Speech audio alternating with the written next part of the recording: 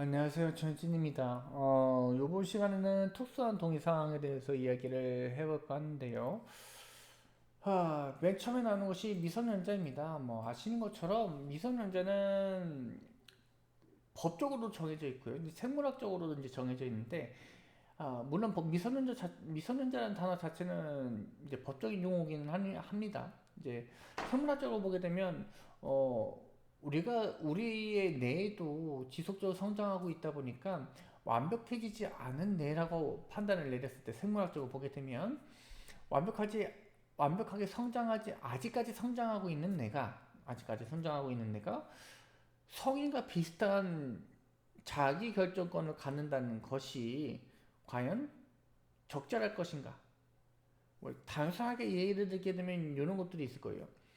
어린이 유괴, 유아에 대한 유괴 것도 좀 이야기를 해보자면 왜 걔네들이 유괴 대상이 되느냐? 우선 신체적으로도 약한 상황일 거고요. 그 다음에 쉽게 타인의 의견에 동조할 수 있는 본인의 결정이 그렇게 중요하지 않은 나이기 때문입니다. 그러니까 어떤 걸 판단을 해서 이게 위험한 상황인지 좋은 상황인지 뭔지 확인을 해야 되는데 이거를 스스로 판단을 쓰는 거죠. 아저씨가 아이스크림 사줄게 그냥 가자. 그러면 줄줄줄 따라가는 애들이 많다라는 거죠. 그러한 사고 능력이 조금 떨어지는 결정 능력이 떨어지는 유아 소아에게 본인의 모든 것들을 결정할 수 있는 권한을 쥐어주는 것이 적절치는 않은 거죠.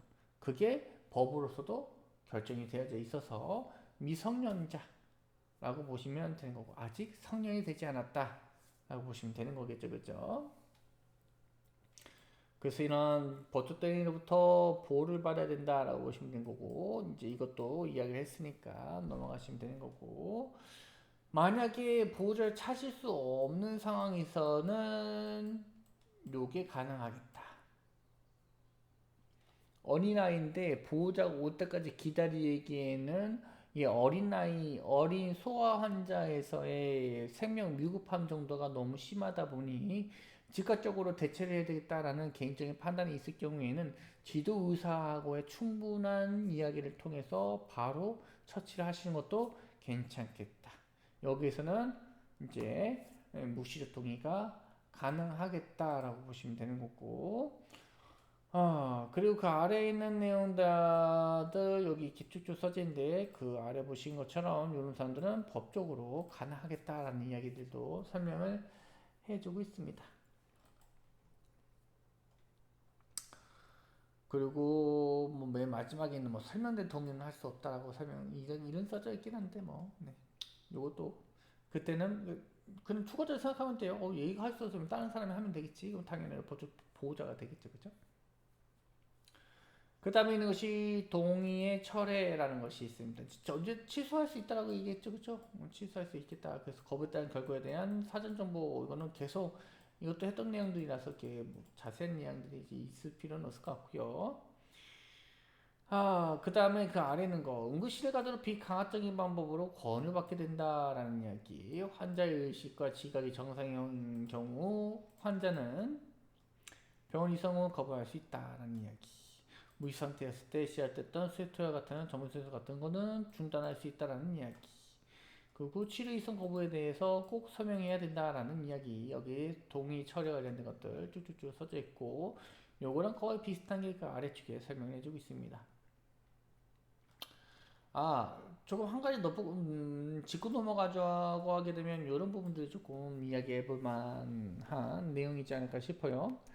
응급실과도 비가압적인 방식으로 권유를 받게 된다. 뭐 단순하게 하게 되면 어, 환자가 어떻게 될지 모르니 우리 입장에서는 매우 경환자라고 하게 되면 뭐랄까 환자가 사고가 당했는데 그 사고로 인해서 이 환자의 상태가 정확히 어떻게 됐는지 파악하기가 매우 어려워요 현장에서는요. 그러다 보니까 이제 병원에 가서 어느 정도 진료를 보길 원하는 거죠. 앞서 얘기했던 것처럼 이런 그 상황에서 환자가 굳이 거부를 해가지고 문제가 생긴다고 하게 된다면 법적으로도 여러분들은 일부분 책임을 져야 되는 상황이 올 수도 있습니다. 환자가 직접 서명했다. 그게 매우 중요할 수는 있습니다. 매우 중요하겠지만 법적으로 완벽하게 무죄다. 이렇게 보지는 않습니다. 상황에 따라서 되게 복잡해질 수도 있어요. 거부권에 대해서 이야기를 쭉 이제 해볼 건데요. 당연하게도 자율권에 대해서, 그 다음에 자기 결정권에 대해서 이야기했던 것처럼, 환자는 본인 치료에 관련돼 가지고 거부권을 행사할 수 있겠다라고 보시면 되는 거고, 여기에서 보시는 것처럼 환자를 병원으로 이송하는 상황이 발생하는 것은 아니다. 모든 응급 서비스에서 손상이나 질병이 아무리 경미하더라도 환자에게 응급의료가 제공되어야 한다. 그리고 거부하기 있기 마련이다 라는 이야기들 쭉쭉 써져 있어요. 지금 아까 전에 얘기했던 내용들이 있었잖아요. 그죠? 경증 환자에 관련된 내용들 얘기했던데, 환자가 이송을 거부할 수는 있겠지만 치료 같은 경우에도 거부할 수도 있겠지만요, 우리는 최선을 다해서 제공을 해주셔야 됩니다. 아무리 경미한 거라고 하더라도, 그냥 체가상이라고 하더라도요. 근데 만약에 이 환자가 모든 걸 다 관리할 수 있는 성인이라고 하게 된다면, 그리고 그 환자가 본인이 경증 환자라고 스스로 판단해서 다 모든 것을 거부했다면 우리가 어떻게 해야 될까? 이런 것들을 좀 살펴볼까 하는데, 거부할 권리가 있는지 우선 확인해야 되겠죠. 그 다음에 설득하라고 했어요. 강요하지 말고 강제하지 말고 설득하라고 말씀드렸죠. 이렇게 될 수 있고 저렇게 될 수 있고 치료받는 것이 좀 좋을 것 같다, 뭐 이런 식으로 이야기를 하는 거고, 그리고 주변 사람들에게 조금 도움을 요청하는 것도 괜찮을 것 같고, 위험성에 대해서는 설명과 설득과 거의 비슷한 내용이니까. 그 다음에 항상 우리는 스스로 결정 내지 말고요, 지도의사하고 같이 결정 내는 것이 중요할 수 있겠다라고 보시면 될 것 같고, 그 다음 경찰 같은 제3자의 증인으로 한가운데 환자가 치료 및 이송 거부에 대해 설명할 수 있도록 해주면 너무나 좋겠죠. 그리고 다시 출정 요청할 수 있고, 친지 가족 곁에 머물도록 하게 되고, 이런 것들을 상세히 기록해야 되고, 그러면 환자의 설명이 들어갔고 기록이 있고, 그 다음에 그거를 제3자가 공증했다라고, 물론 공증까지는 아니라고 볼 수는 있겠지만 어쨌든 간에 제3자가 그 상황에 대해서 모든 것을 다 확인해 줬다면 그나마 우리는 이제 안전하게, 법적으로는 안전하게, 환자가 어떻게 될지 모르니까 법적으로는 안전하게 복귀할 수 있겠다라고 보시면 되는 거고, 그리고 그 아래쪽에 있는 것들은 거부하는 것조차라고 보시면 되는 건데, 그 거부에 대해서 최악의 상황, 계속 얘기했던 것들 중에 하나인데, 최악의 상황까지 여러분들이 다 설명해 줬는지 한번 고민할 필요는 있겠다.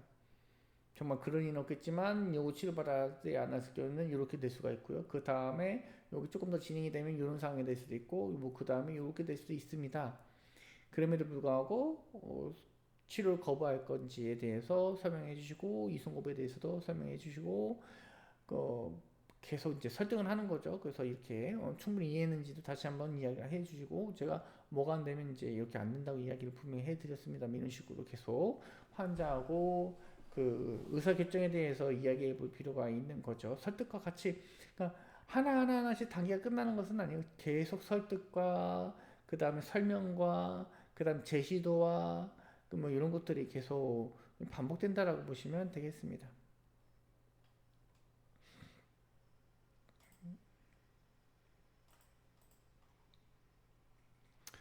그 다음에 이제 특수 환자 관련된 내용들에 대해서 설명해주고 있는데, 뭐 미성년자 관련된 내용은 뭐 이제 그만해도 될 것 같고, 이제 약물 보건 관련된 내용들 이렇게 설명해주고 있고요. 뭐 이런 그 약물 관련된 말 관련된 내용들도 이제 설명해주고 있는 거고요. 여기서는 위에 했던 거랑 그렇게 큰 차이가 없어요. 큰 차이가 없고, 그 대신 환자가 정상적인 판단 능력을 상실했다라고 완벽하게 볼 수는 어렵겠죠. 그죠? 아예 의식이 없는 것은 아닌데, 약간 다른 원인들에 의해서 이 사람의 일상생활을 돌이켜 봤을 때 정상적이지는 않은 것 같은 그런 상황인 거죠. 정상적인 상황은 아니다. 그렇다는 소리는 일상생활에서 보다는 낮아진 의사결정을 내릴 수도 있겠다. 최적의 의사결정보다는 뭐 차선이나 아니면 이제 최하까지는 아니더라도 조금 낮은 수준의 의사결정 능력을 가질 수밖에 없겠다 라고 보시면 되는 거고, 그리고 이제 서명하도록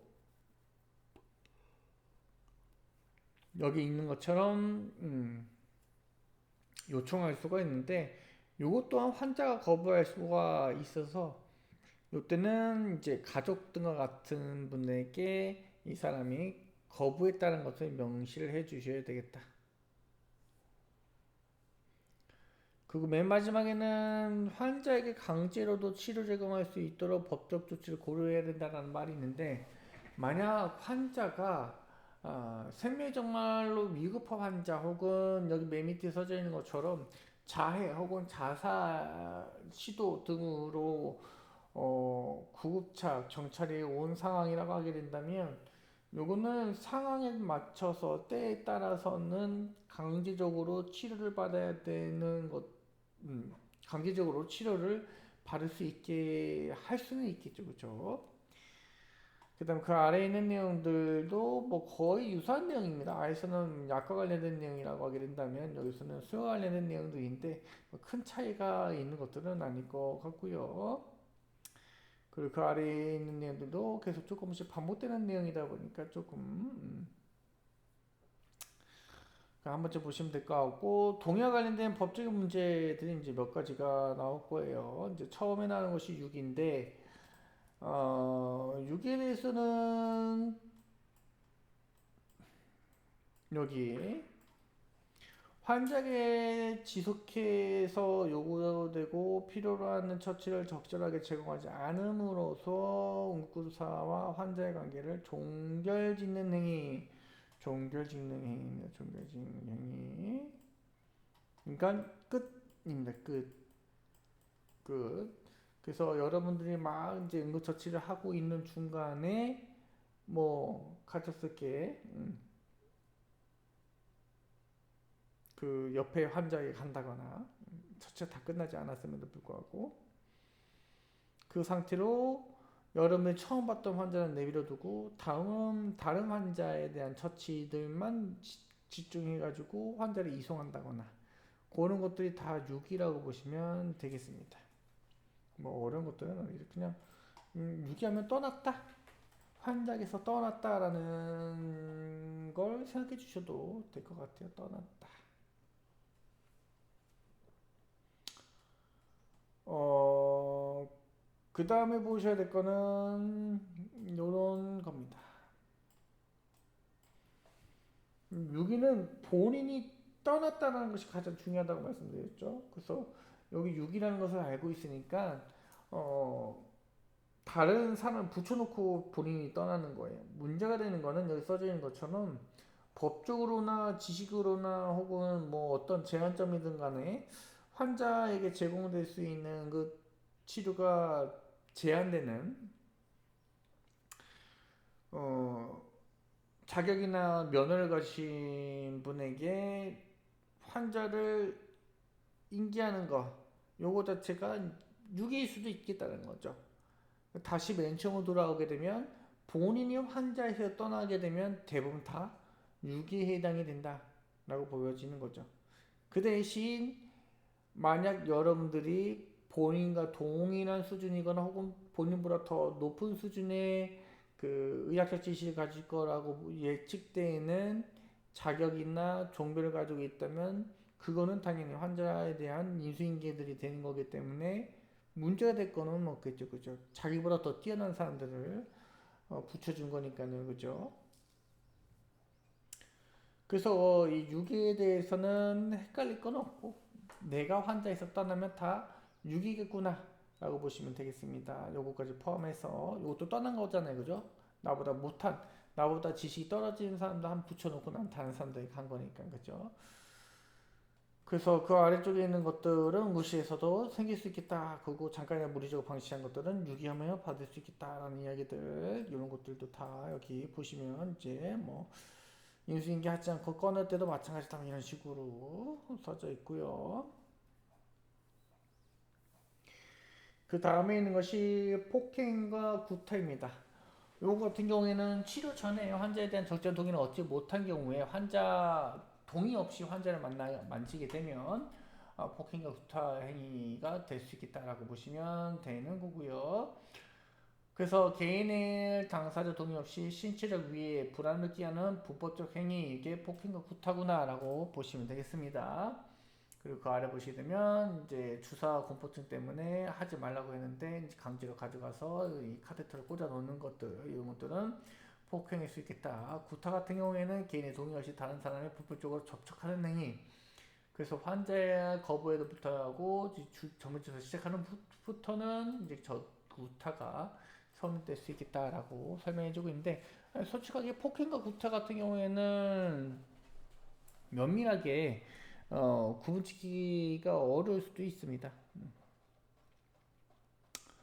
그리고 강제구금 관련된 내용들이 이제 있는데, 요거 이성 관련된 것들이 많이 해당이 될 수 있겠습니다.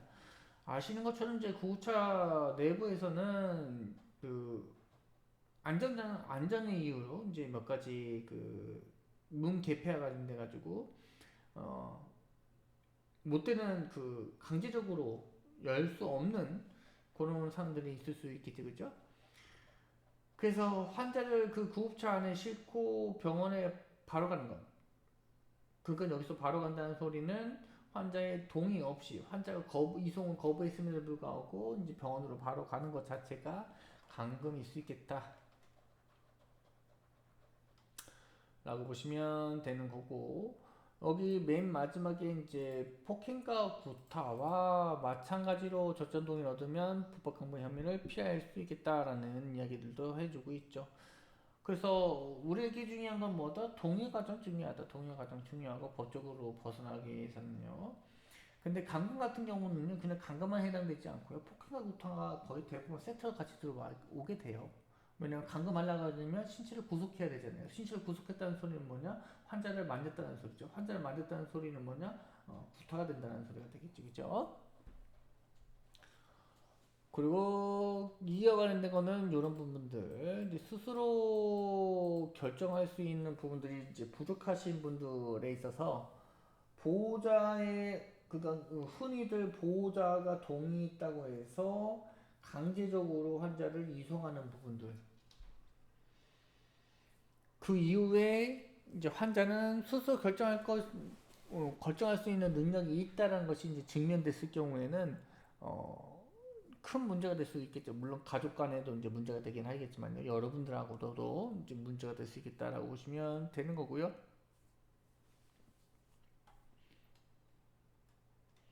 그 다음에 있는 것이 정당한 완력입니다.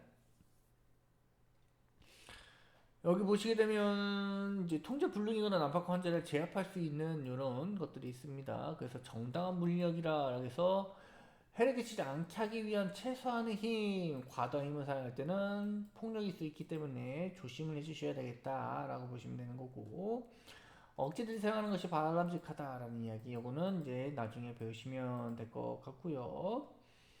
그리고 이런 지식에 빠지지 않게 조금 조심이 가장 위험한 것도 중 하나죠, 그죠? 이제 그 억제들을 사용하게 되면 체의성 지식이 빠질 수 있겠다 라고 보시면 되는 거고요. 그리고 그 아래 난폭 환자, 이 부분들도 통제하기 위해서 최소한을 쓴다라고 보시면 되는 거고, 이게 되게 뭐 별로 중요한 건 아니고요. 이제 폭행과 강제 구금이라든지 이런 부분들이 있죠, 그죠? 유기 같은 부분들, 이런 부분들은 조금 적절하게 알고 계시면 되고, 정당한 완료 같은 게 좀 애매한 부분들이 있어서 그냥 대략적으로 환자에게 필요하다면 억제 등을 이용해서 환자의 구속력이 필요하다면 이때는 할 수도 있겠다. 할 수도 있겠다. 너무 과하게는 말고요. 할 수도 있겠다. 그 다음에 있는 것이 그 환자 이송 관련된 부분들인데, 이것도 뭐 그렇게 어려운 내용들은 없겠죠. 환자 이송 부분에서 뭐 유기에 해당되는 부분들에 대해서 이야기를 해주고 있죠, 그죠? 환자 동행은 할 수 있어야 되는데 이런 것들이 없다면, 그리고 그 환자의 상태가 악화되었다면 법적으로 큰 문제가 될 수 있겠네요, 그죠? 구조조정 관련돼 가지고 이제 여기에 설명해주고 있는 부분들은 취향수도 초과할 수 있는 등 예외가 있지만 운전하는 동안 이제 법적 책임을 피할 수는 없다. 할 수는 있으나 사고가 나게 되면 법적으로는 문제가 된다라고 보시면 되는 거고요. 이승기간 선택 관련된 부분들에 대해서 이제 보시게 되면 분명히 뭐 가까운 병원 갈 수도 있는데 왜 굳이 멀리 갔냐 뭐 이런 식으로 이제 소송이 올 수도 있겠다는 이야기들, 그리고 이런 것들입니다. 단순하게 그 한 사람이 모든 걸 결정되는 것이 아니라 여러 과정에 있어서 그 단계별로 과정이 이루어질 건데 그 과정 등에 있어서 응급구조사가 다 모두 개입하지만 모두 다 응급구조사 혼자 단독으로 결정한 것은 아니다라는 이야기를 해주고 있는 거고요. 그리고 그 아래 보시게 되면 특별 사항이 아닌 이상 환자가 가라는 병원으로 가자라 뭐 이런 이야기입니다. 이순 중에. 그 다음에 있는 것이 이제 소생 문제인데, 일반적으로 응급구조사는 현장에서 환자 무반응을 이룰 때는 이제 소생해야 된다라고 설명해주고 있고, 뭐 당연히 이야기죠. 만약에 뭐 DNR이 있다면 하지 말라라는 이야기들도 있고요. 그 다음에 사전연명 의료의향서 같은 경우에는 환자가 이렇게 치료를 받고 있는데 나중에는 어떻게 될지 모르겠다. 그러면은 그때 사전연명 의료의향서를 낼 건지 말 건지 보호자끼리 알아서 판단낼 수 있도록 가능한 모든 정보를 다 제공하는 것이 좋겠다라고 보시면 되겠습니다. 그래서 가장 흔한 경우는 생전 유서, 보건의료인 입장부터 해가지고 소생술 포기 지시, 장기 기준 카드 등이 이제 여기 안에 해당이 될 수 있을 것 같고요. 소생 물과 지시 관련된 것들은 이제 DNR이라고 계속 이야기했던 부분들, 위에서도 이야기했던 것들이 너무나 똑같이 많이 나오고 있어가지고 제가 이야기를 하지 않고 넘어가도록 하겠습니다. 뭐 장기 기준 관련된 것들은 이제 쭉쭉 한 번 더 써져 있는데, 요거는 우리나라에서도 이제 그 센터가 따로 있고 거기에 있는 코디네이터가 따로 있기 때문에 그 코디네이터 분이 관련해서 알아서 오실 가능성이 높습니다. 안 그러면 그 병원 내 응급실이라든지 이제 수술실이라든지 중환자실이라든지 그쪽 부분들에 대해서 이제 코디네이터 분들이 오셔가지고 설명하신 경우도 이제 종종 있고요. 그리고 이제 이런 장기 기증 관련된 것들은 이제 포함이 되어 있고, 환자 이제 참여한 경우도 어쩌던 간에 이제 여기에 관련해서는 잘 적절하게 대응해야 된다 뭐 이런 이야기들 써져 있고, 이제 범죄와 관련된 것들에서도 이제 계속 반복되는 것 같긴 한데 좀 잠깐 이야기해자면 지록 그룹인 거라고 해서 사실에 대한 목격자의 진술로 작성한다. 그래서 여러분들 의견 필요 없이요. 저 사람이 뭐라고 얘기했는지 그냥 그대로 작성해 주시면 될 것 같고, 뭐 어려운 건 하나도 없을 것 같고요. 2년구 환자 사망했을 때 밝혀진 상충된 내용들, 흉기 사용됐을 때 이제 어떤 흉기 손상이 아니다, 뭐 이런 식으로 이런 것들, 이제 해박적 위치 형태 같은 것들도 이제 다 써주셔야 되겠다라는 이야기들도 꼭 알고 계셔야 될 것 같고요. 이런 것들은요, 그죠? 그래서 만약에 여러분이 현장에 도착했는데 환자 사망해져 있는 상태일 경우에는 여러분들이 필요하지 않다라고 판단되었을 때 안 환자와의 접촉이 필요하지 않다라고 판단되었을 경우에는 굳이 환자를 건들 필요가 없는 거예요. 사망하셨으니까 추가적인 평가가 필요한 것도 아니고, 그 다음에 처치가 필요하지도 않겠죠. 죽었으니 처치가 필요하지도 않겠죠, 그죠? 그래서 그런 것들을 좀 감안했을 때 여러분들이 필요하지 않으니까 아예 접촉도 하지 말라라고 보시면 될 것 같습니다. 여러분들이 이제 접촉했을 경우에는 큰 문제가 될 수 있겠죠, 그죠? 법적으로 그 증거들이 다 훼손될 수가 있으니까. 만약에 살아있는 사람인데 생존하에 있는 사람인데 법적으로 문제가 된다면 증거물들을 훼손하지 않은 상태로 여러분들이 그 응급처치 등을 해주시면 좋겠죠. 뭐 예를 들게 되면 이런 것들이에요. 환자 이렇게 옷이 있는데 여기에 칼이 딱 찔렸어요. 그 상처 부위를 봐야 되잖아요. 그러면 이렇게 자르는 거예요. 이렇게.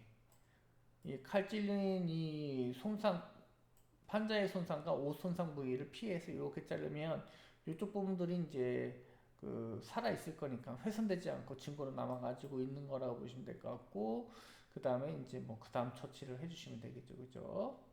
그 다음에 실제 또는 물리적 증거는 다음 시간에 이어서 진행하도록 하겠습니다.